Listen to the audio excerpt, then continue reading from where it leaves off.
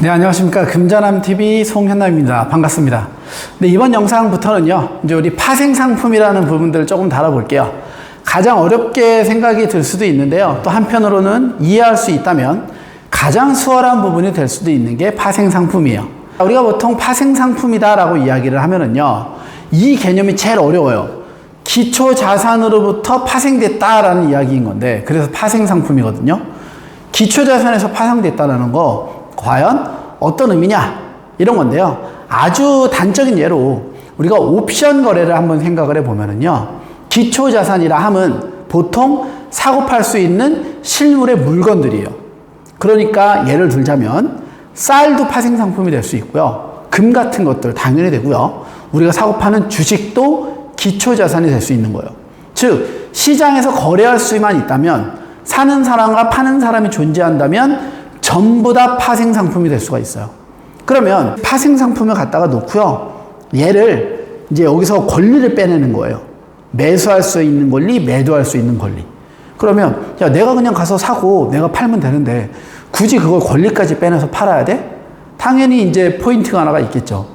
특정한 물건을요, 시간과 상관없이 가격을 고정해서 언제나 그 가격에 사고 언제나 그 가격에 팔 수 있는 권리를 사고 파는 게 파생상품에서의 옵션이에요. 이렇게 되니까 이제 파생됐다는 게 어떤 의미인지 아시겠죠? 즉 파생상품은요, 기초자산에서 파생을 시킨 가장 큰 이유는 이 기초자산의 가격들이 들쭉날쭉할 수 있잖아요. 올라갔다 내려갔다. 이러한 가격의 움직임이나 변화들을요, 일정하게 통제하고자 만든 상품이 파생상품이에요. 실질적으로는. 그런데 이제 요즘에 와서는 파생상품이 어떤 투기적인 성향을 갖고 볼륨을 키우는 하이리스크, 하이리턴인 상품으로 자리를 잡긴 했는데요. 실질적으로는 파생상품은요, 그런 기초자산이 갖고 있는 가격의 움직임들을 특정한 수준 이내로 딱 제한시키기 위해서 만들어진 게 파생상품이다 정도로 파생상품 이해하시면 될 것 같아요. 아시겠죠? 그래서 기초자산에서 파생됐다. 기초자산을 사고 팔거나 매매하거나 이런 것들에 대한 그 기간을 정하지 않고 가격을 정해놓는 게 파생상품의 특징이다. 이렇게 보시면 되겠네요. 그러면 이번에는 그 파생상품이 우리는 크게 네 가지를 봐요. 그러니까 선도거래, 선물거래, 그리고 옵션거래, 마지막으로 수합거래. 이렇게 네 가지를 파생상품의 거래 영역으로 나눠 보거든요. 그런데 이때 선도거래와 선물거래는요, 하나로 묶여져서 카테고리로 묶이는 경향들이 조금 있고요. 옵션 따로, 수합 따로 이렇게 빠져나가는 경우들이 있어요. 근데 이때 선도와 선물을 묶는 것도 실은 약간은 애매해요. 왜 그러냐면, 요거는 이제 제가 천천히 설명하면서 이야기 드릴 건데, 선도거래와 선물거래는요, 큰 틀로 바라보면 장외 거래냐, 장내 거래냐, 요렇게도 볼 수 있거든요. 그러니까 이제 옵션이나 수합이나 이런 애들을 봤을 때 우리가 장내 거래, 장외 거래로 구분할 수도 있고요. 선도, 선물, 수합, 옵션 이렇게 네 가지를 나누어서 구분할 수도 있는 거예요. 구분 기준에 따라 약간씩 차이는 갖고 있다. 하지만 공통적인 특징들이 다 들어있기 때문에요, 제가 정리해드리는 대로 정리하는 게 이 파생상품에 대한 개념들을 잡는 데에는 가장 수월하다라고 생각하시면 될 것 같아요. 됐죠? 자, 그러면 다시 돌아와서 선도와 선물에 대한 이야기 한번 해볼게요. 제가 옛날 이야기 하나 들려드릴게요. 그 요식업의 대가인, 우리 이제 TV 아주 자주 나오는 요식업의 대가가 계시죠. 백대리 이래갖고 이제 우리 백종원 선생님이 요식업의 엄청난 대가예요. 그러니까 이제 뭐 요식업 사업을 많이 하다 보니까 밑반찬이 많이 들어간다 이거예요. 그래서 이 밑반찬을 예를 들어 배추와 무가 들어가는 김치를 우리가 기본적으로 밑반찬의 베이스니까 그걸 생각을 해요. 그런데 이 계절적 요인이라던가 어떤 외부 요인으로 인해서 배추 가격이 포기에 2,000원도 했다가 10,000원도 했다가 너무 널뛰기가 심한 거예요. 실질적으로 TV를 보면은요, 원재료 가격들을 어느 정도 고정시켜서 그 단가를 되게 디테일하게 계산하잖아요. 하지만 배추나 이런 채소들은요, 미리 사둘 수가 없어요. 왜냐하면 뭐 물르기도 하고 너무 쉬기도 하고 맛이 예상했던 것처럼 나지 않을 수 있으니까 이러한 재료들을 미리 못 사고 당해 계속 구매를 해야 된다는 거예요. 그런데 이렇게 배추 가격의 변동폭이 너무 커버리니까 사업을 하는데 상당히 어려움을 겪었어요. 그래서 이제 제가 하는 이 파생상품 영상을 보고, 아 그래? 그러면 기초자산의 가격이 움직임이 생겨도 내가 가격을 고정시켜야겠어 라는 생각으로 배추를 사러 가요. 농가로 직접 가는 거예요. 농가에 가서 농사 짓는 농부를 만나요. 자, 올해 제가 배추 한 1000포기가 필요한데 배추밭 하나에 한 200포기 나온다 이거예요. 그러면 배추밭 5개를 내가 올해 삼아. 근데 작년도 평균 가격이 포기당 2,000원이었으니까 내가 올해도 상황이 어떻게 될지 모르지만 배추 가격이 엄청 풍년이 들어서 500원이 돼도 내가 2,000원에 사줄게. 그러니까 나랑 포기당 2,000원에 거래하는 계약을 체결하자 라고 농부랑 이야기를 하면서 1000포기에 대한 돈의 10%를 현찰로 먼저 딱 줘요. 계약금입니다 이러고. 그럼 농부 입장에서는 보통 농사 지으면 어때요? 수확철이 돼서 수확을 해야지 그때 이익이 생기죠. 그전에는 은행에서 대출 받고 빌려다가 농사 지으니까 그랬는데 은행도 아니고 특정한 가격에 사겠다라는 약속을 하면서 선급금까지 때려주니까 농부 입장에서 너무 좋죠. 그러니까 역시 이제 백종원 사장님 최고다 이러고 계약을 싹 해요. 그래서 이제 계약을 끝내고 백종원 사장도 올라와서 요식업을 운영하는데 올해도 2,000원의 배추가 들어올 테니 내년에도 단가는 이 정도에서 이렇게 하면 이만큼 이익이 나겠구나 라는 생각을 하고 이제 맘 편히 TV 방송 출연하고 있었다 이거예요. 그런데 그해 여름에 이제 태풍이 심하게 와요. 이제 물난리가 난 거예요. 비가 엄청 많이 와서 배추밭의 절반이 떠내려가요. 그러니까 선물 시장에서, 즉 배추를 거래하는 시장에서 예상 가격을 내거든요. 예상 가격으로 자 올해 배추는 포기당 5,000원 정도 될 것 같아. 딱 이래요. 그걸 딱 듣는 순간 이제 배추를 1,000원에 사기로 했던 그 요식업의 대가인 백 선생님은 너무 행복하죠. 5,000원짜리를 나는 2,000원에 사기로 계약을 했으니까. 근데 농부는 잠이 안 와요. 와, 포기당 3,000원씩 손해네. 내가 그걸 괜히 했지. 내가 눈이 멀었어 이러고. 그리고 가을이 됐더니 가을에 태풍이 또 한번 싹 쓸고 가요. 그래서 배추가 포기당 10,000원까지 올라가요. 그럼 이제 그때부터는 이제 백종원 선생은 거의 뭐 희낙락이고 농부는 시름시름 앓기 시작해요. 그럼에도 불구하고 김장철이 돼서 배추를 뽑을 시점이 딱 되니까 더 올랐어요. 그래서 포기당 20,000원까지 올랐다 이거예요. 그러니까 이제 농부는 밤에 잠도 안 와요. 미치고 환장할 노릇이에요. 10월 31일에 와서 배추 다 뽑아가기로 했는데 그 10월 31일이 다가올수록 거의 뭐 죽음을 앞둔 사람 마냥 시름시름 앓기 시작해요. 그런데 이제 백 선생님은 10월 31일이 딱 돼서 기쁜 마음으로 1000포기를 실을 차를 싣고 배추밭에 싹 간다 이거예요. 그래서 딱 갔더니만 이제 배추밭에 배추는 온데간데 없고 편지 한 장 딱 놓여 있어요. 백 선생님 죄송합니다. 저는 2,000원에는 죽어도 못 팔 것 같아요. 받았던 계약금은 돌려드립니다. 더블로 딱 놓고 이제 농부는 배추를 뽑아서 갖다 팔고 나르겠죠. 그래도 백 선생은 방법이 없어요. 왜? 사고 팔기로 서로 계약만 한 거지 어떤 강제 조항을 둔 게 없거든요. 심지어 계약금이 페널티였으니까 계약금의 2배를 갖다 놓으니까 할 말도 없어요. 농부는 계약금 2배를 물어줘도 배추값이 2,000원에 파는 거랑 20,000원에 파는 건 10배 올랐으니까 농부는 너무 행복하죠.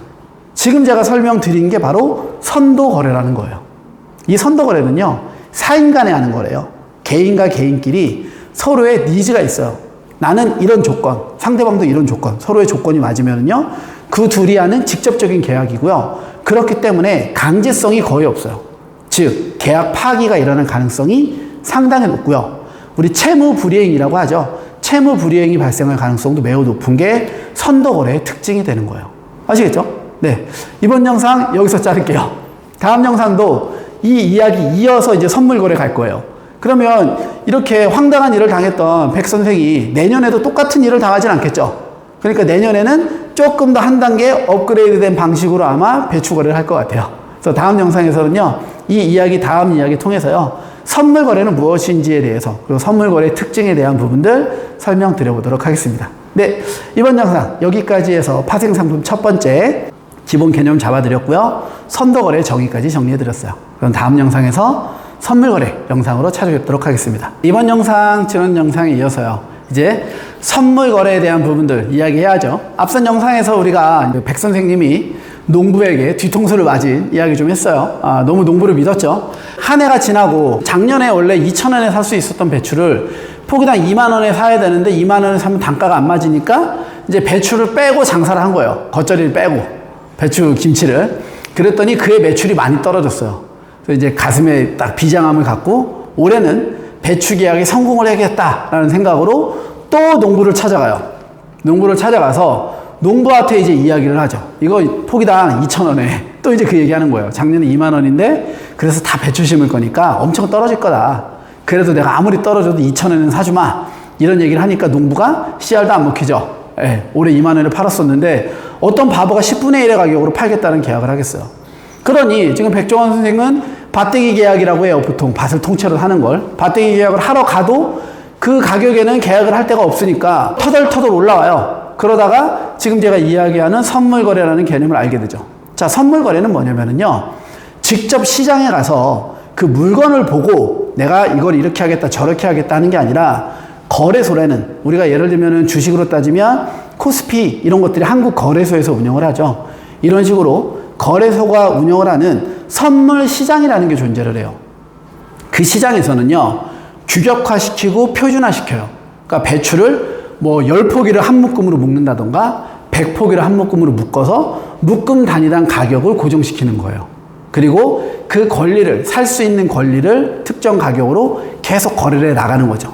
그러니까 이제 농부들 입장에서는 작년에 2만 원이었으니까 야, 이거 무조건 2만 원은 받아야 돼 올해도, 이런 생각으로 시작을 하겠지만 거래소에서는 이미 알죠. 작년에 이 정도로 풍년이 들었던 건 말도 안 되는 기상 악화와 이런 것들이기도 했고 사람들이 배추 농사 많이 안 했다 이거예요. 포기당 싸니까. 근데 올해 대박 나니까 너도 나도 배추 농사로 몰리고 올해 기상 상황이 그렇게 나쁘지 않아서 올해는 죽어도 2만 원까지 못 갈 것 같고 예상 가격은 5천 원 내외더라. 이렇게 되면은 선물 시장에서는요, 배추의 적정 가격이 5천 원 내외로 설정이 돼요. 그러니까 야, 그래도 2천 원은 할 수 없어도 5천 원이면 괜찮다 라는 생각으로 선물 시장에 가서 배추 1,000포기를 5천 원에 살 수 있는 권리를 마찬가지로 매수를 딱 하는 거예요. 자, 그랬는데 또 똑같아졌던 거예요. 시장의 예측이 빗나갔어요. 여름에 비 죽으라고 와요. 그래서 5천 원짜리가 만 원까지 올라가고 가을에 태풍이 쓸고 가요. 그래서 만 원짜리가 이번에 3만 원까지 올라가요. 작년보다 더 상황이 안 좋아요. 그런 상황이면 또 이제 10월 31일이 다가오면 우리 한 번 당했던 백 선생님은 밤에 잠이 안 와요. 또 뒤통수를 맞을까봐. 이 계약이 돼야 되는데 하고 가봤더니만 5천 원에 거래가 되든 안 되든 상관이 없었다는 거예요. 왜 그러냐면요, 우리가 보통 선물 시장에 진입을 하려면요, 이렇게 표준화되고 규격화되어진 거래소 시장에 들어가려면 증거금을 내야 돼요. 이 증거금이 우리가 디파짓이라고 하죠. 우리가 그 전세 계약할 때 내는 보증금 아시죠? 그거랑 똑같은 거예요. 네가 나중에 이 계약을 실행시키지 않고 도망갈 수도 있으니, 즉 채무 불이행이 발생할 수도 있으니까 채무 불이행을 막기 위해서 보증금을 먼저 내. 그래야지만 거래할 수 있게 해줄 거야. 이렇게 거래소에서 보증금을 받는다 이거예요. 그걸 우리는 증거금이라고 해요. 이 증거금은요, 매수자와 매도자 모두 다 내야 돼요. 왜 그럴까요? 포기당 5천 원이 3만 원이 되면 배추를 사기로 한 백 선생이 엄청 이익이니까 좋죠. 근데 반면에 포기당 5천 원짜리가 500원이 돼봐요. 그럼 백 선생은 500원짜리로 5천 원에 사야 되니까 손해잖아요. 그러면 마찬가지 매수자도 계약을 안 지킬 가능성이 있겠죠. 즉 선물 시장은 오르거나 내리거나 가격 변동으로 인해서 당사자 일방에 대한 그 반대 포지션에서는 언제나 손익이 발생을 하니까 시장에 참여하는 사람이라면 매수자, 매도자 상관없이 모두 다 증거금을 납부해야 된다는 거예요. 자, 그렇게 그러면 증거금을 내고 시작을 했을 때 여름에 비가 많이 와서 5천 원짜리가 만 원이 딱 되죠. 그럼 포기당 5천 원 손실 본 거 아니에요. 내 증거금 계좌에서 포기당 5천 원, 뭐 계약한 게 1,000포기, 뭐 100포기 이러면은 50만 원, 500만 원 바로 인출해서 빼간다 이거예요. 누가? 농부 통장에서. 그리고 그 통장에서 빼온 500만 원, 이거 누구 통장으로? 저 백선생 통장으로 바로 꽂혀 들어가요. 이해되세요? 즉 그때 정산을 통해서요, 가격 변동이 생길 때마다 증거금을 서로 넣었다 뺐다 해서 그 포지션은 계속 계약을 이행하지 않아도 그만큼의 이익금이 발생할 수 있도록 거래소가 강제화 시켜주는 거예요. 그러면 만약에 증거금을 1,000만 원 들어갔어요. 그런데 이번에 배추 가격이 더블로 올라가면서 500만 원이 백선생 통장으로 딱 들어가면 농부 통장에는 500만 원밖에 안 남겠죠. 1,000만 원 중에 500이 빠져나갔으니까. 이때 그 거래소에서 전화가 가요. 따르릉 전화를 딱 받으면 게임을 계속 하시겠습니까? 계속 하실 거면 입금하세요. 이런 전화가 가요. 그게 바로 그 유명한 마진콜이에요. 많이 들어보셨죠? 예, 영화도 있었고요. 그러니까 마진콜이라는 게 뭐냐면요, 청산이라고 우리가 보통 표현을 하거든요. 내가 잡은 포지션이에요. 매수 포지션, 매도 포지션. 자, 롱숏 기억나시죠? 이때 백종원 선생이 포지션을 굳이 보면은요, 가격이 올라가면 계속 이익을 볼 수 있는 롱 포지션을 잡은 게 백종원 선생이 되는 거고, 가격이 떨어져야지 이익을 보는, 그쵸? 농부 입장에서는 숏 포지션을 잡은 거예요. 이렇게 롱숏 포지션을 잡아놓은 상황이 되겠죠. 이게 바로 우리가 선물 시장에서 거는 하락 베팅, 상승 베팅에 대한 개념이고요. 예, 계속 이어서 이렇게 숏 포지션을 딱 취했을 때 특정 가격 이하로 떨어져 버리면 증거금에 남아있는 잔금이 하나도 없겠죠. 그래 버리면 더 이상 계약을 이행한 능력이 안 되니까 내가 취했었던 숏 포지션이 사라지는 거예요. 그렇게 내가 취한 포지션을 사라지는 걸 우리는 청산이다라고 표현을 해요. 그래서 청산당했어 라고 이야기를 하면은요, 롱이나 숏 포지션을 잡아놓고 반대 포지션, 즉 가격이 한쪽 방향으로 너무 흘러가서 증거금을 계속 메꾸지 못하니까 그 증거금 대비를 못해서 포지션이 없어지는 걸 우리는 청산이라고 이야기를 해요. 바로 그 청산 알림 전화가 마진콜이에요. 그러니까 마진콜을 받았다라는 건 상황이 매우 안 좋다는 거예요. 너 자칫 잘못하면 곧 청산이야. 보통 마진콜은요, 증거금의 비중이 내가 입금한 총액의 70% 선이면 마진콜 수준이다라고 생각을 해요.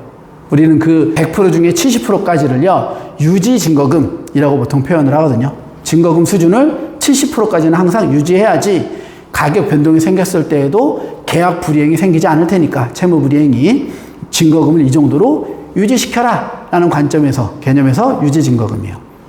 그러면 다시 1,000만 원을 넣었던 농부가 500만 원의 백종원 선생 통장으로 빠져나가고 마진콜을 받으면은요, 우리가 70%라고 했으니까 700만 원이 유지증거금 수준이 되겠죠. 하지만 입금은요, 200을 해서는 안 돼요. 500은 있으니까 200 더 들어가면 700이잖아요. 그게 아니고 언제나 마진콜을 받으면은요, 증거금은 그렇죠.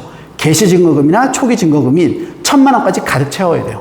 즉 마진콜을 받는 순간 500을 때려 넣어야 된다는 거죠. 그러니까 이렇게 한 번에 때려 넣지 않으려면은요, 유지증거금 밑으로 떨어지기 전에 증거금을 계속 넣어서 증거금 수준을 유지해 나가는 게 상당히 중요하다는 거예요. 이해되시나요? 예. 요게 바로 증거금이에요. 그럼 보세요. 우리가 이 선물 거래라는 거는요, 10월 31일이 돼서 포기당 3만 원이 되고 500원이 돼도요, 백선생이나 농부나 이 둘 다 손해보거나 이익 보거나 이렇게 생기는 거지, 채무 불이행이 발생할 가능성은 제로라는 거예요. 왜 그렇겠어요? 매일 1일 정산을 통해서 증거금에 있는 돈을 주고받고 계속 넘겨준다고요. 그러니까 실질적으로 농부가 나 배추 너한테 안 팔아. 그래도 백종원 선생 통장에는요, 이미 포기당 25,000원에, 이제 뭐 3만 원이 된다면 5,000원에 사기로 했으니까 포기당 25,000원의 가격이, 이익금이 입금돼 있을 거예요. 그러니까 그 돈 갖고 가서 시장에서 사면 돼요. 어차피 내 돈은 5,000원밖에 안 들어가고 25,000원은 농부 통장에서 들어온 거니까. 이해되시죠? 이러니까 채무 불이행이, 즉 상대방이 계약을 이행하지 않아도 채무 불이행은 발생하지 않는 게 선물 시장이 되는 거예요. 아시겠죠? 자, 선도하고 선물 이해 잘 되시죠? 이때 제가 설명드렸었던 선물 시장에 있는 아주 중요한 특징인 증거금, 유지 증거금, 뭐 초기 증거금, 그리고 그거를 유지하기 위한 추가 증거금, 이러한 개념들까지도 한번 잘 잡아주시고, 마진콜이라는 게 무엇인지 한 번 정도 더 확인하시면 될 것 같아요. 네, 이번 영상 여기까지 해서 선물 거래와 선도 거래 내용 한번 싹 다 정리했고요. 다음 영상에서는요, 옵션에 대한 이야기 조금 해볼게요. 옵션은 매우 까다로울 수 있는데, 실은 얘도 가만히 생각해 보면은요, 되게 단순한 내용 중에 하나예요. 이번 영상은요, 이제 파생상품 우리 계속 하고 있죠. 옵션에 대한 이야기 조금 다뤄볼 거예요. 옵션이라 하면은요, 매우 난해하고 어렵게 생각하시는 분들이 많은데요, 실제로는 전혀 어렵지 않아요. 자, 우리 옵션, 콜옵션, 풋옵션 엄청 많이 들어보셨죠? 과연 콜옵션은 무엇이며 풋옵션은 무엇인지, 그걸 갖고 우리는 무엇을 해야 되는지, 요게 이제 가장 기본이 되겠죠. 정의부터 먼저 제가 명확하게 딱 내려드리면은요, 콜옵션은요, 우리가 보통 살 수 있는 권리라고 이야기를 해요. 그런데 콜옵션은 살 수 있는 권리다라고 말하는 순간 헷갈린다고요. 맞잖아요. 제가 처음에 파생상품 시작할 때도 얘기했지만, 살 수 있는 권리? 내가 그냥 주식시장 가서 주식 사면 되는데 굳이 왜 주식을 살 수 있는 권리인 콜옵션을 사니? 이제 이렇게 되는 거예요. 팔 수 있는 권리도 마찬가지예요. 풋옵션은 팔 수 있는 권리인데, 내가 그냥 지금 가서 팔면 되지 왜 팔 수 있는 권리를 사? 이렇게 되니까 옵션이 혼동스럽고 헷갈리는 거예요. 제가 한 단어만 추가시키면은요, 옵션 너무 쉬워져요. 콜옵션, 살 수 있는 권리라고 했죠? 그 앞에 딱 두 자만 붙여볼까요? 저가, 즉 낮은 가격이라는 의미예요.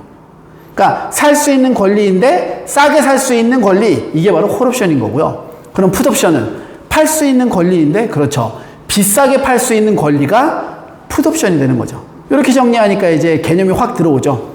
그러면 콜옵션을 갖고 어떻게 싸게 사고 풋옵션을 갖고 어떻게 비싸게 사는지 이 부분만 풀어내면 되겠네요. 여기까지는 아마 아무 문제 없으셨을 것 같아요. 자, 그럼 조금 한 발짝만 더 들어가 볼게요. 우리가 보통 옵션을 사면은요, 예를 들어 콜옵션을 산다 그러면 콜옵션하고요, 뭐 프리미엄이 얼마 이렇게 우리가 책정이 돼요. 그리고 콜옵션에서의 행사 가격이 얼마 이렇게 돼서 가격 지표를 두 가지를 줘요. 자, 이제 이 가격 지표에 대한 두 가지의 개념을 이해하면은 매우 쉬워진다. 먼저 첫 번째로요, 프리미엄이라는 용어예요. 옵션의 프리미엄 이런 이야기를 하고요. 실제로 우리가 부동산 매매할 때도 피 줘야 돼 라고도 이야기를 하고요. 프리미엄 붙었어 라고 이야기도 하죠. 그게 바로 옵션에서 쓰는 프리미엄과 다 동일한 용어이다. 자, 그러면 옵션 말고 부동산은 훨씬 더 이해하기 편하니까 우리가 집 사는데 프리미엄 붙었대요. 또는 뭐 한정판 가방이나 신발 사는데 프리미엄 붙었대요. 그거 무슨 뜻이에요? 웃돈 붙었다 이런 뜻이죠. 보통 그래서 프리미엄은요, 웃돈을 이야기해요. 웃돈을 의미하는데, 우리가 옵션에서는요, 단순한 웃돈이라기보다는요, 그 옵션의 적정한 가격을 프리미엄이다 라고 표현을 해요. 그런데 기본적으로 콜옵션은 싸게 산다면서요. 그러니까 원래 가격보다 더 싸게 사니까 프리미엄이 붙어 있는 거나 마찬가지죠. 5,000원짜리를 1,000원에 사는 거니까 그럼 4,000원 프리미엄 붙은 거잖아요. 이해돼요? 반대로 풋옵션은 비싸게 판다면서요. 그러니까 1,000원짜리를 10,000원에 팔면 9,000원이 프리미엄이 붙은 거죠. 그러니까 우리가 옵션에서의 프리미엄은 옵션의 가격이라는 의미가 있는데 옵션 자체에서의 웃돈의 의미가 포함되니까 옵션 프리미엄, 이렇게 접근해 보시면 될 것 같아요. 됐나요? 자, 첫 번째 프리미엄이라는 용어 정의 한번 했고요. 두 번째 이제 행사 가격이라는 용어예요. 이 행사 가격은 뭐냐면요, 옵션을 설정할 때의 기초자산의 가격이 바로 행사 가격이에요. 예를 들면 A라는 주식이 오늘 주가가 5만 원이에요. 그러면 오늘 기준으로 옵션의 콜옵션을 딱 설정을 하면은요, 그렇죠? 이 물건 옵션의 행사 가격은 5만 원이 되는 거예요. 반대로 오늘 기준으로 5만 원인데 내가 이 옵션에 풋옵션을 설정하면 풋옵션의 행사 가격 또한 5만 원이 되는 거예요. 그때 이제 그 5만 원이 바로 행사 가격이고요. 자, 행사 가격도 어렵죠? 쉬운 말로 바꾸면 기준 가격이라고 생각하시면 될 것 같아요. 항상 제가 저평가, 고평가 이야기하면서도 여러 번 강조했지만 이 주식이 저평가되어 있는지 이 주식이 고평가되어 있는지 우리는 알 수 없다고 그랬죠. 뭐가 없으면? 기준이 없으면.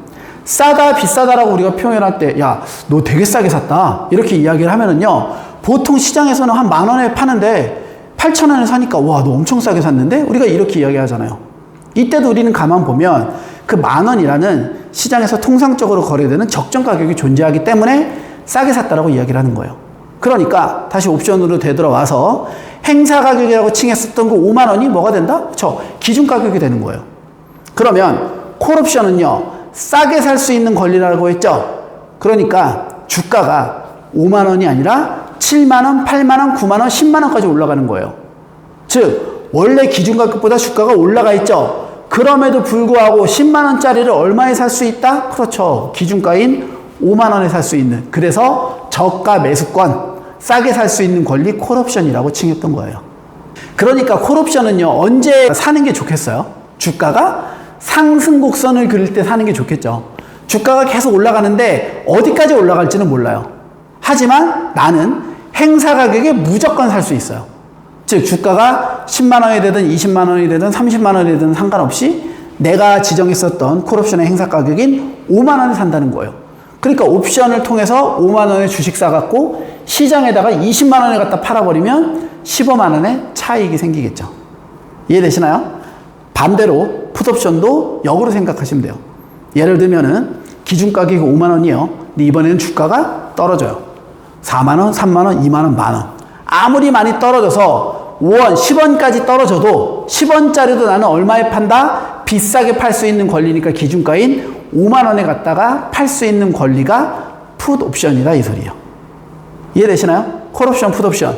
이보다 쉬울 수가 없죠. 네. 그래서 우리가 보통은요, 풋옵션이나 콜옵션은 뭐 살 수 있는 권리, 팔 수 있는 권리. 이렇게 정의를 내리면은요, 그 자체로 상당히 혼동스러워요. 그러니까 싸게 사는 거, 비싸게 파는 거.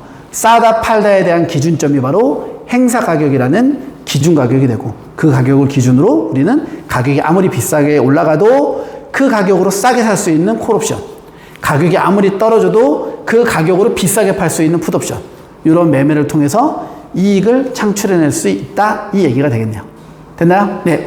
이번 영상 옵션에 대한 내용 여기까지 정리하고요.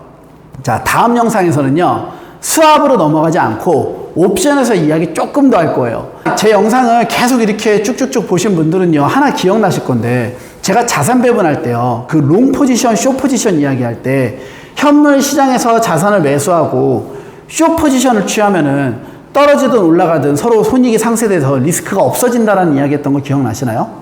이때 롱숏을 우리가, 그쵸, 옵션에서의 콜과 풋으로도 가격 방어하는 전략을 만들어낼 수가 있어요. 그리고 엄청 중요한 전략 중에 하나예요. 아마 들어보셨을 거예요. 우리말로는 방어적 풋 전략이라고 표현을 하고요. 영어로는 프로텍티브 풋, 이렇게 정의를 하죠. 아마 프로텍티브 풋이라는 게 상당히 익숙하실 건데, 그 방어적 풋 전략에 대한 부분들 다음 영상에서 소개 드리면서 풋옵션과 콜옵션에 대한 정확한 예시와 정의까지 정리해 보도록 할게요.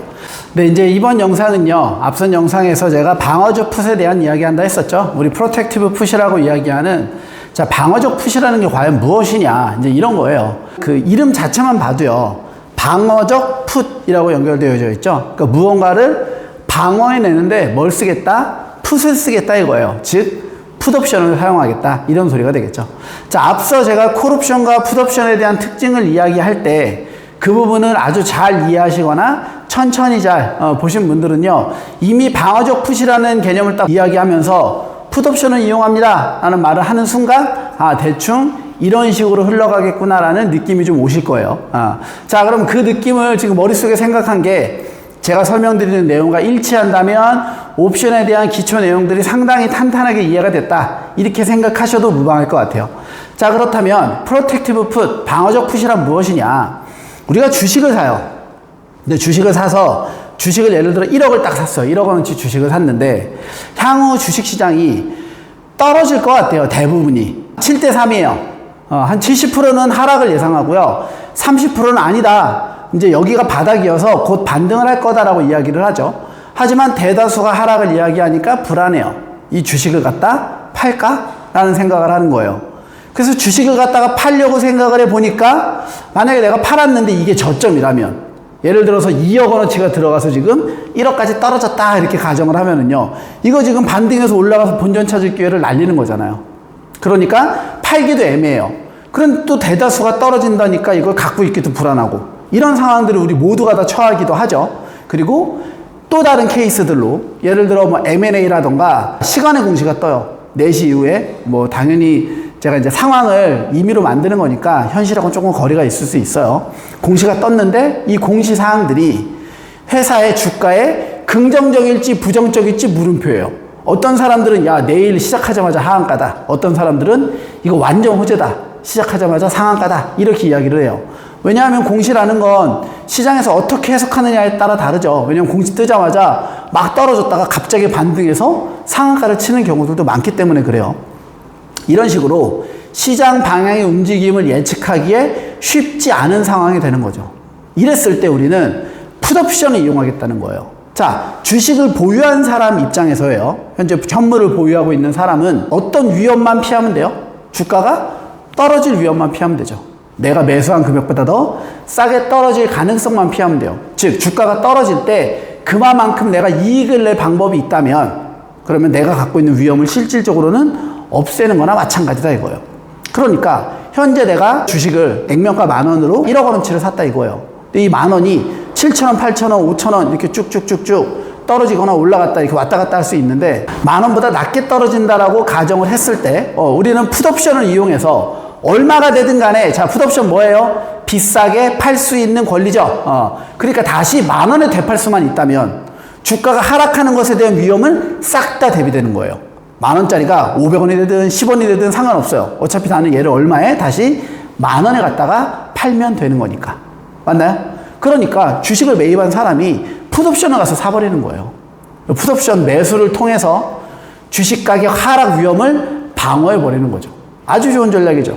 그런데 이제 우리가 예상했던 대로 주가가 떨어져요. 그럼 풋옵션 갖다가 얼마에 떨어지든 다시 10,000원에 내가 풋옵션 샀으니까 10,000원에 되팔아갖고 본전할 수 있다는 거예요.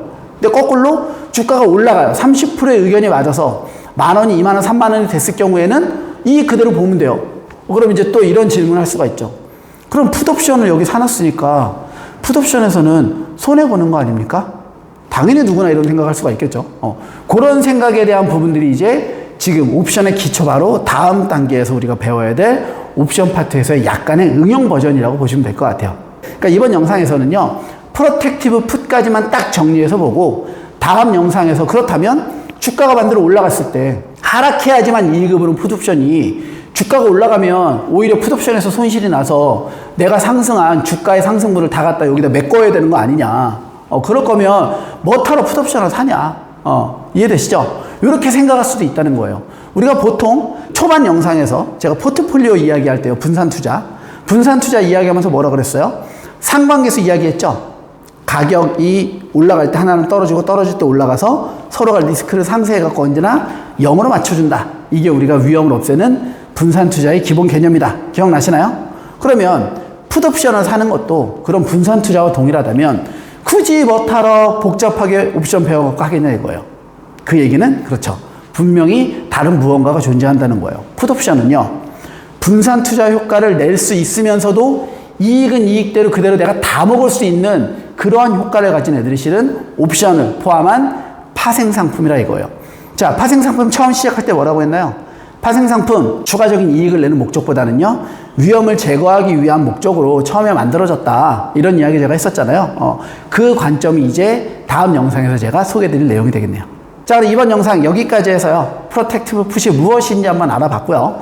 다음 영상에서는 그렇다면 프로텍티브 풋에서 주가가 떨어지지 않고 주가가 올라갔을 경우에 풋옵션을 갖고 있는 사람은 과연 어떤 식의 대응을 해야지 내가 손해는 메꾸고 이익은 그대로 다 지켜낼 수 있냐, 즉 완벽한 방어가 가능하냐, 이런 거에 대해서 풀어보도록 하겠습니다.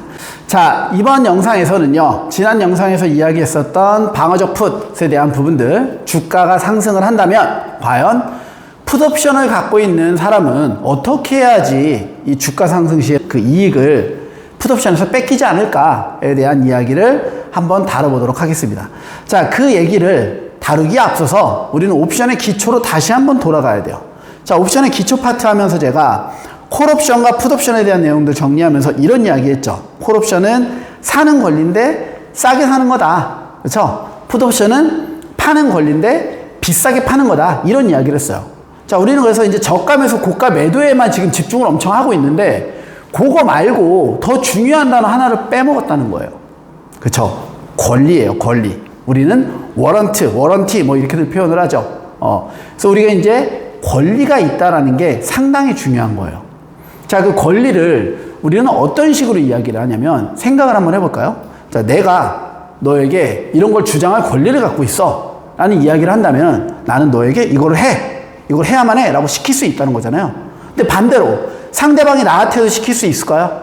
권리는 나만 갖고 있는데 시킬 수가 없죠. 그래서 권리라는 건 개념이 뭐냐면요, 권리를 가진 사람만 권리를 행사할 수 있는 거예요. 권리를 갖지 않은 사람은 권리를 행사할 자격이 없다는 거예요. 그러면 이제 살짝 복잡해질 수 있으니까 집중 잘 해보세요. 콜옵션을 샀다 팔았다라고 이제 생각을 해볼게요. 그럼 앞에 콜을 빼고 옵션을 샀다 팔았다라고 생각을 해볼게요. 누군가는 옵션을 사고요, 누군가는 옵션을 팔아요.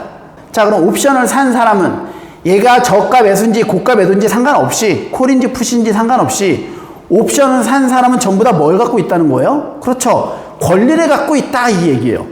다시 연결해서 콜옵션을 매수한 사람은요, 싸게 살 수 있는 권리를 콜옵션 매수자만 갖고 있는 거예요.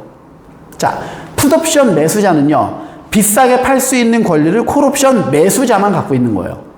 그러니까 콜옵션이랑 풋옵션이 서로 반대인데? 라고 생각을 해놓고 매수 매도까지 서로 반대가 되면 너무 복잡해진다는 거죠. 그래서 우리는 옵션의 기초를 이해할 때는요, 콜옵션, 풋옵션의 정의를 일단 빼고 매수자와 매도자 관점으로 먼저 접근을 하자는 거예요. 매수자, 권리를 돈 주고 산 권리 보유자예요. 그럼 매도자는요, 그 권리를 갖다 돈 받고 판 사람이에요. 권리 자체를 우리가 금전화시킨 거예요. 그게 바로 옵션의 가격, 옵션의 프리미엄이라는 거예요. 아시겠죠? 옵션의 프리미엄까지 갔어요. 다시. 매수자와 매도자가 있는데 매수자는 물건을 산 거니까, 근데 이제 그 옵션이라는 건 눈에 보이지 않는 무형의 권리들이죠. 권리를 돈 주고 사요. 그럼 누군가 팔아야지 살 수 있겠죠. 그 판 사람이 바로 이 프리미엄, 옵션의 가격을 받는 사람이에요. 그래서 프리미엄 지급을 한다. 프리미엄을 수취한다. 이렇게도 표현하기도 해요. 정리 한번 해보면 옵션 매수자는요, 권리를 돈 주고 산과 동시에 그 권리값인 옵션의 프리미엄을 지급하는 자가 바로 옵션 매수자예요. 그리고 옵션의 매도자는요, 반대로 권리를 팔아요. 팔기 때문에 옵션의 프리미엄을 받죠. 그래서 옵션을 수취한 자, 이렇게 옵션 수취자라고 우리가 표현을 해요. 자, 그러면 한 가지만 갖고 한번 이야기를 해볼게요. 헷갈리니까. 자, 풋옵션 갖다 놓고 생각을 해볼게요. 주가가 10,000원짜리가 5,000원까지 떨어졌어요. 반토막 났어요. 그럼 옵션 매수자는 5,000원짜리를 어떻게 해요? 10,000원에 갖다가 팔 수 있다는 거잖아요. 언제든지 간에. 그럼 반대로 옵션을 갖다 판 사람은 상대방에게 10,000원 주고 그 주식을 사다가 5,000원에 팔아줘야 된다는 거예요. 비싸게 사서 싸게 팔아줘야 된다고요. 옵션을 갖다 판 사람은. 왜? 내가 사겠다라고 하니까.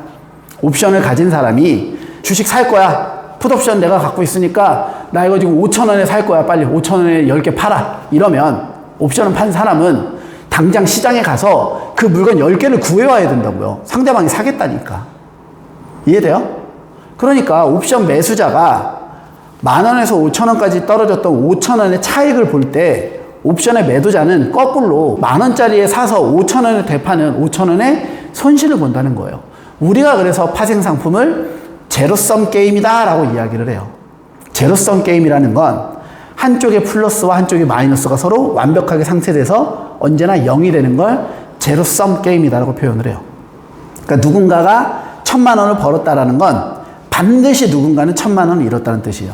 1,000,000원을 잃은 사람이 없는데 1,000,000원을 벌을 수는 없어요. 거꾸로 1,000,000원을 딴 사람이 있다면 반드시 잃은 사람은 어딘가에 존재한다는 거예요. 이게 바로 파생상품 시장이다라고 생각하시면 되겠네요.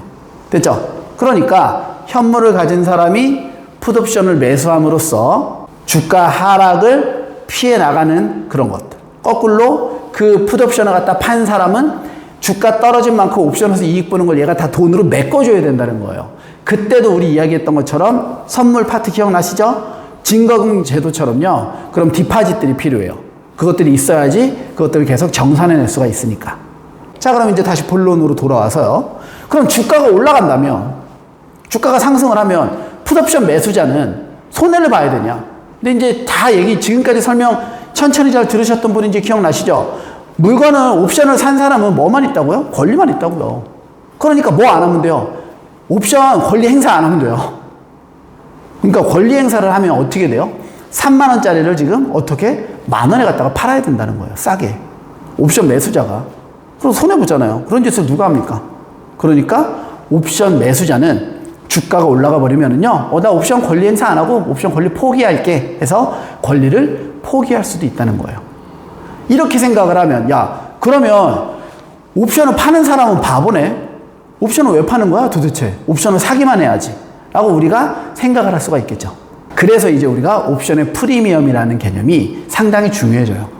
옵션의 프리미엄이라 하면 옵션의 가격이라고 했잖아요. 그러니까 옵션의 가격을 우리가 상식적으로 생각을 했을 때 옵션의 가격이 쌀까요? 비쌀까요?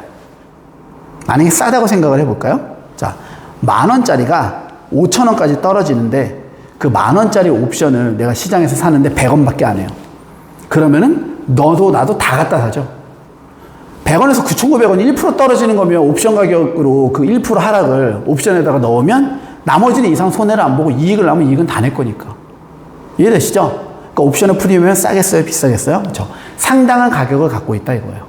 옵션의 프리미엄 가격은요, 상당히 높은 가격이라 예를 들자면 현재 시장 가격이 10,000원인데 얘가 8,000원까지 떨어져도 옵션에서 손익이 안 날 수도 있어요. 왜요? 옵션 가격 2,000원을 지급해버리니까. 그러니까 옵션 매수자는 시작할 때부터 2,000원 손해보고 시작한다는 거예요. 하지만 손실을 8,000원 밑으로는 보지 않는 거죠.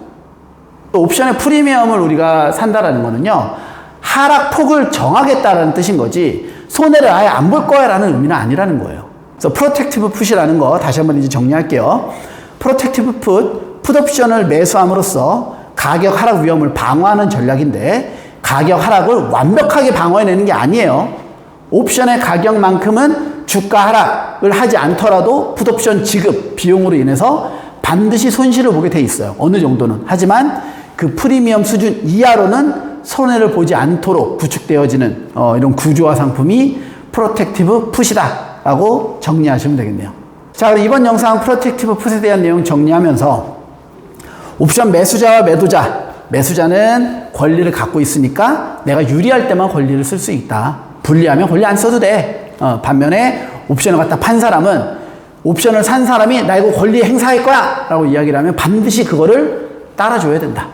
그렇죠? 반면에 그걸 따라주는 항상 불리한 포지션에 있으니까 가격이 비싸다, 프리미엄이.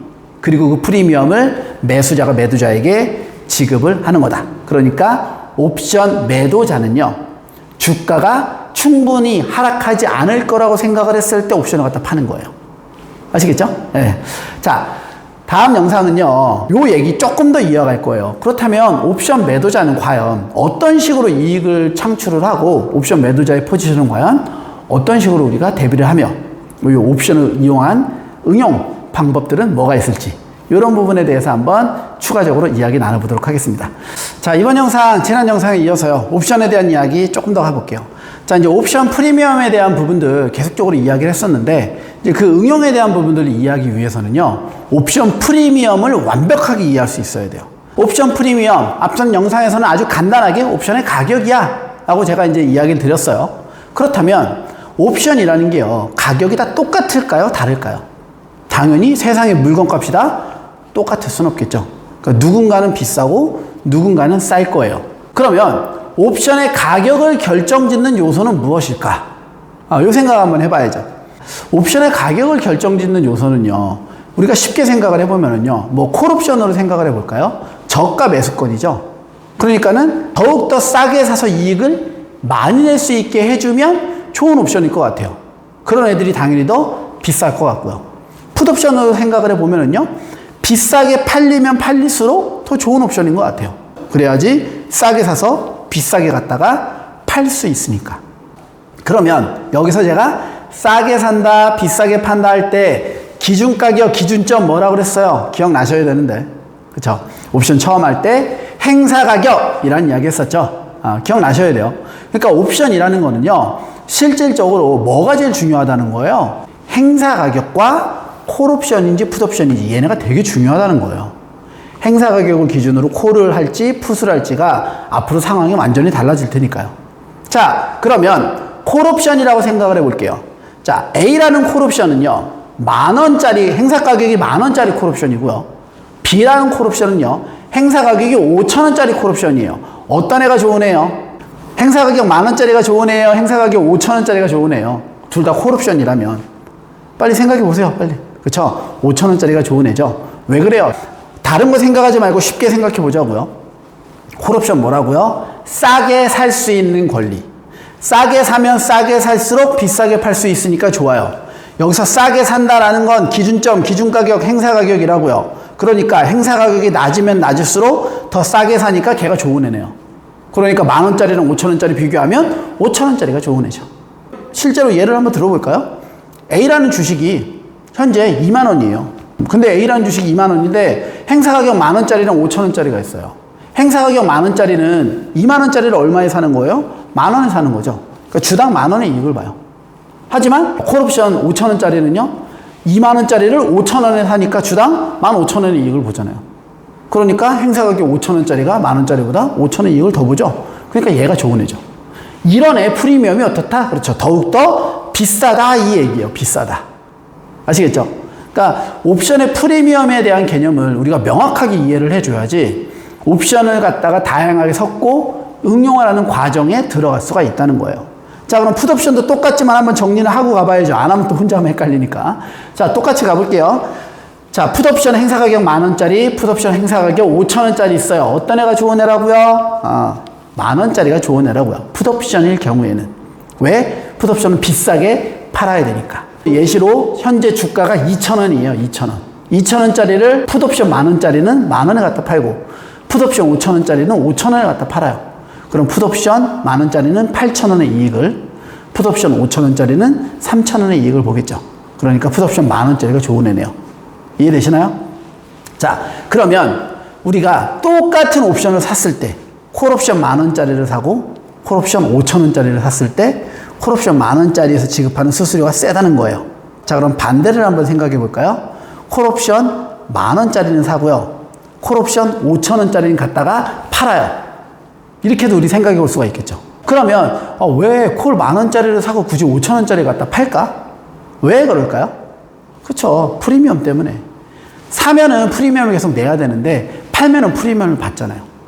그러니까 5,000원과 10,000원 사이로 우리가 기준을 만들어 놓는 거예요. 이렇게 기준을 만들어 놓고 옵션 두 가지를 이용해서 가격 상승 하락폭을 제한시키는 전략들을 쓸 수도 있다는 거예요.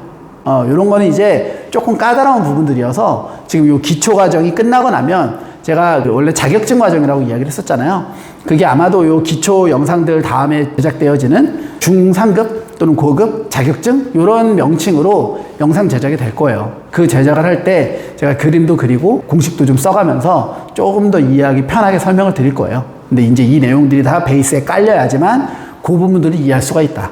이제 건너뛰려고 하지 마시고요. 지금 설명드리는 아주 기초적인 내용들 탄탄하게 잘 잡아놔야지 나중에 제가 옵션 갖다가 막 2개 갖다가 섞고 그리고 막 이럴 때 정신없지 않다. 이 얘기예요. 그래서 이번 영상은요. 옵션의 프리미엄이 과연 무엇인지, 비싼 옵션, 싼 옵션, 좋은 애 나쁜 애는 과연 뭘로 결정하는지 이런 이야기를 조금 다뤄봤어요. 그래서 또 생각을 해보면 제가 바로 앞전 영상에서요. 옵션을 매수한 사람은 행사를 포기할 거야. 행사할 거야 라고 이야기를 했던 게 그 행사라는 게 바로 그 기준 가격으로 살겠다 팔겠다라는 그 행사 가격을 갖다가 놓고 권리를 행사한다 그래서 행사한다 그러고 행사 가격 이렇게 표현하는 거예요. 전부 다 하나로 통일되어져 있다. 이렇게 보시면 되겠습니다. 자, 이번 영상 여기까지 해서 옵션에 대한 기초 부분들 전반적으로 다 정리 끝난 것 같아요. 요거보다 조금 더 까다로운 내용들이 몇 가지가 더 있는데요. 그런 부분들은 기초 영상을 학습하시는 분들 입장에서는요. 그렇게 필요하지 않은 불필요한 부분들이기 때문에요. 그거는 이제 자격증을 준비하거나 이제 이 부분에서 한 단계 더 높은 수준까지 바라보고 싶으신 분들만 추가로 제작되는 영상 보시면 될 것 같아요. 자, 이번 영상은 지난 영상에서 이야기했었던 선물에 대한 부분들 조금 더 확장시켜 볼게요. 자, 선물도요, 기본적으로 이제 밭대기에 대한 내용들로 증거금이 있고 선도와 선물에 대한 차이 이런 것들을 이제 많이 설명드렸었는데, 자, 이번 영상에서는 그 선물 가격이라는 거 한번 생각해 볼게요. 이렇게 말하니까 조금 어렵죠. 다른 말로 바꾸면은요, 물건의 미래 가격 이렇게 표현할 수도 있겠네요. 아무튼 선물 시장이라는 거는요, 선자가 우리가 먼저 선자잖아요. 그러니까는 미래의 가격을요, 현재 기준으로 미리 책정해 보는 게 선물이에요. 그러면 당장 내일 얼마가 될지 우리가 어떻게 알고 가격을 정하지? 라고 생각을 하겠네요. 쉬운 예시, 배추를 계속 했으니까 배추를 갖고 한번 생각을 해볼게요. 보통 이제 김장을 10월 말에 배추를 뽑아서 11월에 보통 김장을 한다고 가정을 해볼게요. 어떤 사람들은 11월 1일에 하고 어떤 사람들은 11월 7일에 하고 어떤 사람들은 11월 중순에 해요.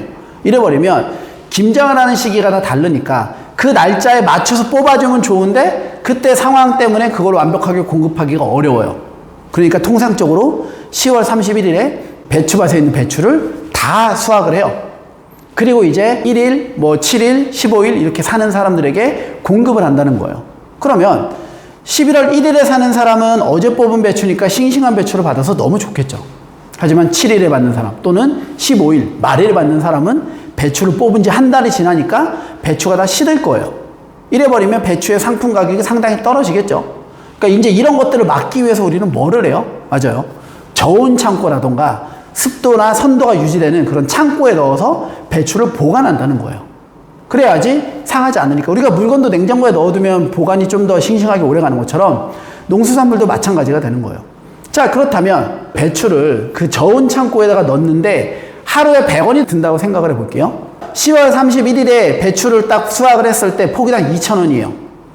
그러면 11월 1일에 그 배출을 받는 사람은 2,100원에 사면 되겠네요. 하루 보관하니까. 그러면 7일날 사는 사람들은 2,700원. 그렇죠. 15일은 3,500원. 말일은 뭐 한 5,000원. 이렇게 30일 후에는. 이런 식으로 보관 비용이 하루에 100원씩 늘어난다면 현재 가격에다가 보관 비용을 더한 게 맞죠. 미래 가격이 되는 거예요.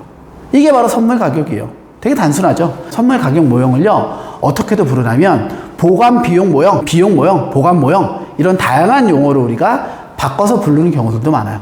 상품 선물들이라고 해요. 쌀이니 배추니 이런 상품들, 물건, 눈에 보이는 물건들은요. 대부분 보유 비용이나 보관 비용에 의해서 미래의 가격이 결정되어져요. 반면에 이제 뭐가 있겠어요? 금융 선물이 있죠. 주식 같은 애들. 주가가 오늘은 10,000원인데 내일은 얼마가 될까? 이제 이래버리면 머리 아픈 거예요. 내일의 주가를 예측해야 되는데 내일 얘가 얼마가 될지 내가 어떻게 알아? 알 방법이 없죠. 이때도 우리는 항상 이성적인 방법으로 접근을 한다는 거예요. 자, 항상 성장 모형, 배당 할인 모형 기억나시나요? 그럴 때 우리가 이제 주가가 앞으로 어떻게 될지를 예측할 수 있는 공개된 유일한 정보는 뭐다? 그렇죠. 배당금이기 때문에 우리가 배당 할인 모형을 통해서 주가를 예측했다라고 이야기를 했었잖아요. 그러니까 선물 시장에서도 우리는 배당에 대한 부분들을 생각을 해보자는 거예요. 이렇게 생각을 해볼까요? 10,000원을 주식을 샀어요. 주식 한 주를. 그러면 내일 이 주식이 얼마가 돼야지 나는 손해를 본 게 아닐까라는 생각을 한번 해보자면 이렇게 생각할 수 있죠. 아주 단순하게. 내가 주식을 안 사고 은행에 넣어놨으면 뭐 하루 이자가 그냥 계산하기 편하게 1%라고 해볼게요. 그러면 하루에 1,100원이 되는 거예요. 100원씩 이자가 붙으니까. 하루가 지나면 내일의 이 주가는 최소한 1,100원은 돼야 돼요. 그 다음 날은 1,200원, 1,300원 이렇게. 하루에 100원씩은 계속 이 주가가 올라가야지 내가 은행에 넣는 것보다 손해를 보지 않으니까 이 정도는 돼야 되겠구나라고 생각을 하는 게 보유 비용이나 마찬가지예요. 왜 그래요?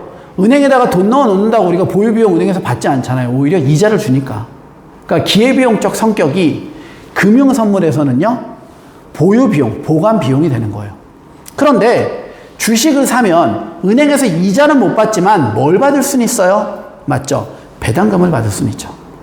그러니까 내가 이 주식을 1년 동안 쫙 갖고 있으니까 총 30%의 은행 이자, 12%로 할게요. 30%는 좀 심하니까. 우리가 12% 정도의 은행 이자를 받아야 된다라고 생각을 하는데 이 회사, 이 주식의 배당 수익률이 대략 7% 정도 된다는 거예요. 그러면 은행에서 지급받지 못한 12%에 배당에서 주는 7%를 뺀 5%만큼이 뭐가 돼야 된다? 그렇죠. 이 주식의 1년 후에 미래 가격인 선물 가격이 돼야 된다라고 보는 게 바로 금융 선물 모형이 된다. 이렇게 보시면 되겠네요. 자, 그래서 선물의 가격을 결정하는 거 되게 단순하다고요. 보유 비용, 보관 비용으로 생각을 하자. 상품 선물들은 정말로 창고에 저장하거나 관리 비용이 그 보관 비용이 되는 거고, 금융 선물, 주식 같은 애들은 이자 비용에서 배당 수익률을 차감시키면 그게 바로 보관 비용, 보유 비용이 된다. 이렇게 생각하시면 되겠네요. 자, 이번 영상은 약간 까다로울 수 있기 때문에요. 길게 끊지 않고 짧게 정리 한번 해볼게요. 자, 이번 영상을 통해서 선물에 대한 가격 결정 내용들을 명확하게 이해하시는 게 중요하고요. 다음 영상에서는 이제 이 가격 결정 이론을 갖다가 놓고 선물 시장을 예측하는 내용들에 대한 이야기 조금 더 다뤄보도록 하겠습니다. 네, 이번 영상은 지난 영상에 이어서요. 선물 시장 가격이라는 부분들을 가지고 시장을 이해하는 부분들을 한번 볼게요. 자, 어떻게 우리가 한번 생각해 볼 수 있냐면, 자, 선물 시장에 예를 들면 돼지고기를 한번 예를 들어 볼까요? 돈육 시장이 있다 이거예요. 돼지고기 시장이 있는데 오늘 기준의 돼지고기가 뭐 예를 들어 키로에 10만 원이다 이렇게 형성이 되어 있는데 1년 후에 또는 올해 연말에 돼지고기가 키로에 15만 원이 될 거다 이렇게 이제 책정이 되어진다면 오늘 현재 가격 10만 원 대비 1년 후에 선물 가격 15만 원은 5만 원의 추가 비용이 들죠. 이 5만 원이 보관 비용인지 앞으로 돼지고기 수요가 증가되어져서 돼지고기의 가격이 상승될 것으로 보는 건지 이런 여러 가지 견해들이 들을 수 있다는 거예요. 그러니까 우리가 선물 시장이라는 건 즉 현물 시장에서의 앞으로의 미래 가격을 예측을 하는 데 있어서 여러 가지 가격 정보를 제공하는 역할을 한다는 거죠. 그렇기 때문에 나는 주식 투자만 하지 선물은 하지도 않을 건데 나는 파생상품 거래하지 않을 거니까 선물에 대해서는 몰라도 될 것 같아 라고 생각하시는 분들은요, 약간은 좀 더 생각해 볼 문제가 되겠죠. 왜 그러냐면 우리가 이론적으로 영상에서 계속 했었던 뭐 배당 할인 모형이니 CAPM이니 이런 걸로 어떤 자산들의 내재 가치를 계산할 수 있다라고 가정을 해 볼게요. 그러니까 자산의 내재 가치가 아무리 계산이 되어져도 실제 시장에서 거래를 하다가 보면 그 내재 가치랑 똑같이 움직이지 않죠. 그 이유가 왜 그러면 실제랑 똑같이 움직이지 않냐? 이유는 딱 한 가지예요. 사람들의 그렇죠. 심리적 영향들이 들어가 있기 때문에. 우리가 이제 주식시장이나 자산시장들은 이 사람이 아무래도 매매를 하다 보니까 정해진 정보도 사람마다 받아들이는 정도가 다 다른 거예요. 아무리 호재 정보가 떠도 어떤 사람은 그렇게 좋아 보이지 않고 어떤 사람은 엄청 좋아 보이고 이렇게 사람마다 느끼는 그 정도의 차이가 있으며 그 정도의 차이 플러스 운용할 수 있는 자금의 크기가 다르니까 돈이 많은 사람들이 이 정보를 엄청 호재로 느낀다면 주가는 많이 올라갈 수 있을 거예요. 하지만 돈을 많이 갖고 있는 사람들이 이 정보를 오히려 악재로 생각한다면 주가는 떨어질 수도 있다는 거예요. 이해되시나요? 이러한 여러 가지 정보들이 포함되어 있는 시장이기 때문에 현재 가격을 제시하는 이런 정보들만 갖고는 미래 가격을 예측하는 데는 한계점이 있다는 거죠. 하지만 선물 시장은 어때요? 실제로 미래 가격임에도 불구하고 이 자산이 갖고 있는 현재 가격이라는 주어진 정보가 있고요. 여기에서 보관 비용은 어느 정도 고정된 값이 될 거 아니에요. 물류창고 비용이 갑자기 더 비싸지지 않을 테니까. 그렇다면 그걸 제외한 나머지는 그렇죠. 사람들이 앞으로 오를 거다라고 생각을 하고 있고 실제로 오른다는 쪽에다가 베팅을 많이 하고 있다는 뜻이니까 현물 시장은 점점 그 선물 시장 가격에 수렴해 가겠죠. 시간이 지날수록. 그러니까 하루하루 지날수록 점점 15만 원을 향해서 달려가는 거예요. 이런 관점에서 바라봤을 때 선물 시장을 예측하고 선물 가격을 통해서 시장의 흐름을 본다는 건 상당히 유용한 정보가 될 수 있다는 거죠. 그러니까 우리는 현물 시장에만 초점을 맞추는 것보다는 선물 거래하지 않더라도 선물 시장, 선물의 내재 가치 계산하는 방법들이나 이론 선물 가격을 계산하는 거, 지난 영상에서 제가 보관 비용이라고 설명드렸던 게 이론 선물 가격 계산하는 방법이에요. 그런 방법들을 통해서 선물의 가격을 계산하는 것도 필요하고 내가 굳이 계산하지 않더라도 앞으로의 선물 가격을 봄으로써 현재 가격이 그렇게 가겠구나라는 걸 예측해 볼 수 있다는 점에서 상당히 유용한 지표가 될 수 있는 거예요. 그런데 이때 그 선물 가격이나 현물 가격의 차이를요, 제가 설명드린 것처럼 어떤 그 정보를 주는 사이트들이라던가 이런 데에서 친절하게 자 앞으로 이건데 이렇게 돼서 이렇게 될 거라고 아무도 말하지 않고요, 특정한 용어를 사용해요. 이번 영상에서는 그 용어도 한번 정리해보자 이거예요. 크게는요, 콘탱고라는 용어와 백어데이션이라는 용어, 이 두 가지 용어를 쓰거든요. 먼저 콘탱고라는 건 뭐냐면요, 현물 가격보다 선물 가격이 더 높은 상황을 콘탱고라고 불러요. 우리는 보통 정상시장이라고 이야기를 하죠. 왜 이게 정상시장이에요? 현물 가격에 보관 비용이 붙으면 무조건 미래 선물 가격이 더 비싼 게 당연한 거잖아요. 이걸 우리는 그래서 정상시장 콘탱고라고 부른다. 그런데 이때 이 콘탱고가 발생하는 이유가 단순 보관 비용이 아니라 향후 가격 상승 요인까지도 들어갈 수 있기 때문에 우리는 눈여겨봐줘야 된다. 이 정도 보시면 될 것 같아요. 단순하죠? 반면에 백어데이션은 그럼 뭘까요? 그 정반대가 되겠죠. 현물 가격보다 선물 가격이 더 낮은 상황이에요. 그러니까 예를 들면 돼지고기가 오늘 기준으로 10만 원인데 1년 후에 9만 원이 된다는 소리예요. 이건 도대체 말이 안 되죠. 왜 그래요? 당장 10만 원짜리에 보관 비용만 갖다 때려도 10만 원보다 비싸져야 되는데 오히려 9만 원이 된다는 건 이 둘의 차이인 만 원 플러스 알파만큼 돼지고기 가격이 더 떨어진다는 거예요. 수요가 감소한다던가 공급량이 늘어난다던가 이런 것들로 우리가 예측해 볼 수가 있겠죠. 이해되시나요? 이런 백어데이션이 발생할 수도 있다. 이걸 우리는 그래서 역조시장, 비정상시장이라고 표현을 해요. 그러니까 이제 선물 가격과 현물 가격을 갖다가 놓고 시장이 콘탱고인지 백어데이션인지를 먼저 보고요. 그 다음에는 그 상품 선물 시장에서의 보유 비용이 어느 정도 책정되어지는지를 확인하고 난다면 향후 가격의 변화폭, 가격의 이동폭까지도 우리는 예측해 볼 수 있다는 게 선물 시장이에요. 하지만 이제 여기까지는 제가 실제 그럴 수 있다는 거고요. 우리가 자격증을 학습하시는 분들이나 이런 분들은요, 그 선물의 내재 가격, 이론 선물 가격은요, 무조건 보유 비용에 의해서만 결정된다는 게 이론 선물 가격 공식의 핵심이에요. 그래서 실질적으로 자 콘탱고에서요, 현물하고 선물을 놓고 봤는데 선물 가격이 현물보다 비싸다라는 뜻은 보유 비용이 플러스 양의 값이다라는 뜻이에요. 그러니까 돼지고기 같은 상품이면 되게 이해가 단순하죠. 근데 만약에 이게 금융선물이라면, 금융선물도 기억 안 나시는 분들은 지난 영상 한번 체크하셔야 돼요. 금융선물도 이런 선물 가격 계산할 때 어떻게 하라고 그랬어요? 이자에서 배당을 차감시키라고 그랬죠. 그러니까 이자에서 배당을 뺐는데 플러스가 나왔다라는 건 배당보다는 이자 수익이 더 높다라는 뜻이에요. 이런 경우에는 콘탱고가 발생을 한다는 거죠. 반면에 백어데이션이 발생했다라는 건 그 보유 비용이 마이너스가 난다는 뜻이잖아요. 그러니까 현물에서 마이너스를 해야지 선물 가격이 더 싸질 테니까. 이렇게 우리가 접근을 해보자면 백어데이션이 발생했다는 건 현재 시장 이자보다는 그렇죠. 배당금이 훨씬 더 높은 상황이라는 거예요. 이런 상황에는 백어데이션이 발생할 가능성이 상당히 높겠죠. 예를 들면 금리가 매우 낮은 시점들, 낮은 시기에는 배당금이 오히려 금리보다 높아서 백어데이션이 발생할 확률들이 상당히 높을 수 있다. 이렇게 볼 수 있겠네요. 됐나요? 네.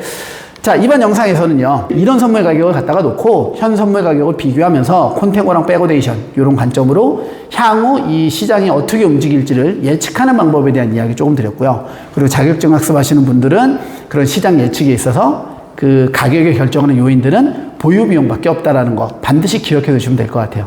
네, 이번 영상도 여기까지 해서 마무리하고요. 이제 다음 영상에서 새로운 내용으로 찾아뵙도록 하겠습니다. 수고하셨습니다.